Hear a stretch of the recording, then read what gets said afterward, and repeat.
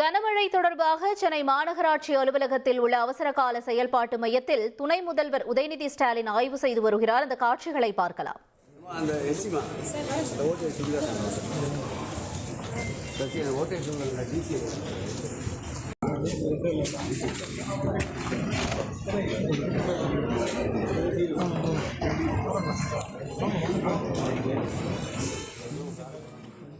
கூடுதல் தகவல்களை செய்தியாளர் சதீஷ் முருகன் வழங்கிட கேட்போம். சதீஷ் முருகன், தொடர்ந்து இந்த ஆய்வு தொடர்பான தகவல்களையும் பகிர்ந்துக்கோங்க.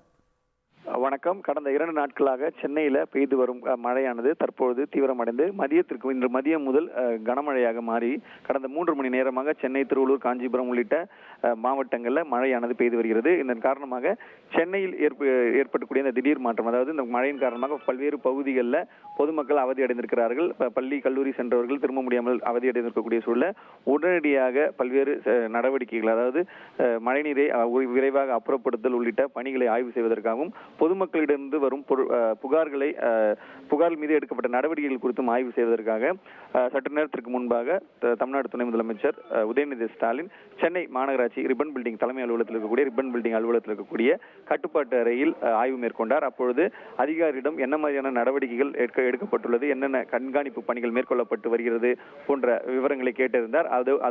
இந்த ஆய்வின் போது சென்னை மாநகராட்சியினுடைய மேயர், அதே போன்று இந்து சமய அறநிலையத்துறை அமைச்சர் சேகர் பாபு உள்ளிட்டோர் உடன் இருந்தனர். தகவல்களுக்கு நன்றி சதீஷ் முருகன்.